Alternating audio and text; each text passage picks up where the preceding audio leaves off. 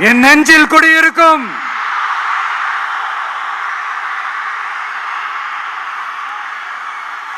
புதுச்சேரி மக்கள் உங்கள் அனைவருக்கும் என்னுடைய வணக்கம். வணக்கம் வணக்கம். எல்லாரும் எப்படி இருக்கீங்க?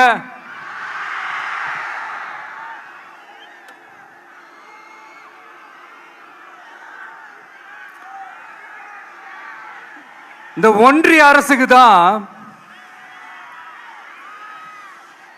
தமிழ்நாடு ஒரு தனி மாநிலம், புதுச்சேரி ஒரு தனி யூனியன் பிரதேசம். அவங்களுக்கு தான் தமிழ்நாடு தனி, புதுச்சேரி தனி, இப்படிலாம் இருப்பாங்க. ஆனா நமக்கெல்லாம் அப்படி கிடையாதுங்க.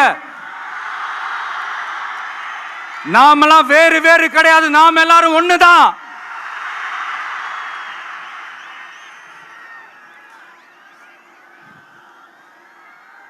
தமிழ்நாடும் புதுச்சேரியும் தனித்தனியாக இருந்தாலும் நாம் எல்லாரும் ஒண்ணுதான். நாம் எல்லாரும் சொந்தம் தான்.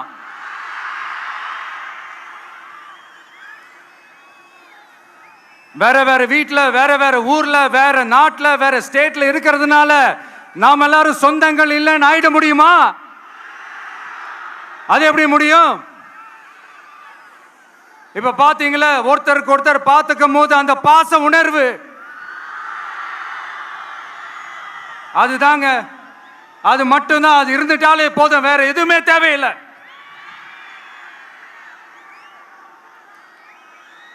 அதனால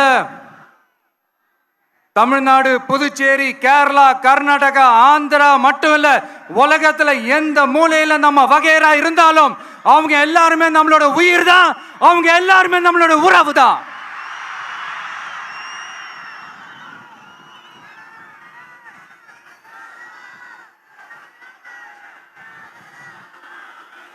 புதுச்சேரினாலே உடனே ஞாபகத்துக்கு வர்றது மணக்குள விநாயகர், அரவிந்தர் ஆசிரமம்,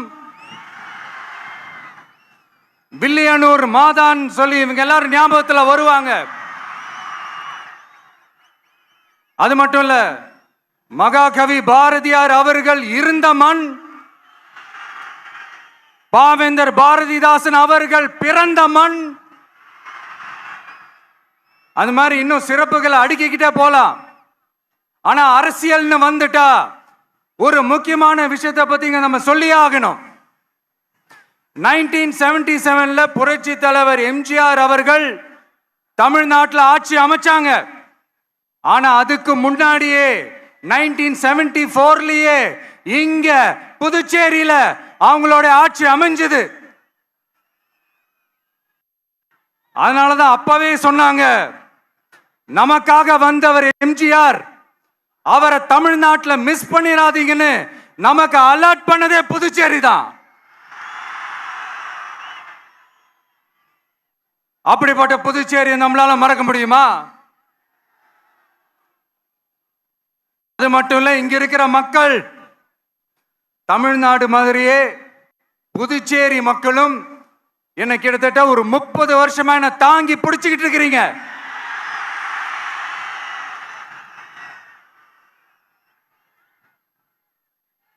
அதனால இந்த விஜய் தமிழ்நாட்டுக்கு மட்டும்தான் குரல் கொடுப்பான்னு நினைக்காதீங்க. அப்படி பண்ணாத தவறு. புதுச்சேரி மக்களுக்கும் சேர்த்து தான் குரல் கொடுப்பான். அது என்னுடைய கடமையும் கூட. அதனாலதான் இங்க நீங்க ஃபேஸ் பண்ற பிரச்சனைகளை பத்தி இன்னைக்கு நான் பேசுறதுக்காக வந்திருக்கிறேன். அது மட்டும் இல்ல, இந்த புதுச்சேரி கவர்மெண்ட்டை பத்தி நாம சொல்லியே ஆகணும். இது டெஃபினட்டா தமிழ்நாட்டில் இருக்கிற மாதிரி நம்ம திமுக கவர்மெண்ட் மாதிரி கிடையவே கிடையாது.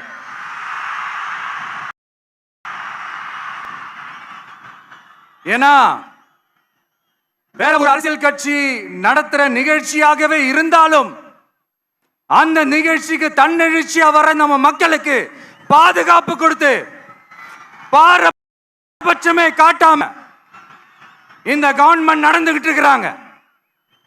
அப்படிப்பட்ட இந்த புதுச்சேரி கவர்மெண்ட்டுக்கும் நம்ம புதுச்சேரி சிஎம் சார் அவர்களுக்கும் இந்த நேரத்தில் என்னுடைய மனப்பூர்வமான நன்றிகளை தெரிவிச்சுக்கிறேன்.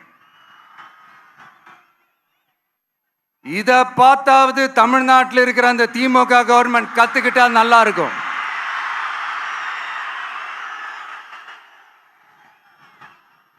ஆனா அவங்க கத்துக்க மாட்டாங்க. பரவாயில்ல, வரப்போற எலெக்ஷன்ல 100% கத்துக்குவாங்க. அத நம்ம மக்கள் பார்த்துக்குவாங்க.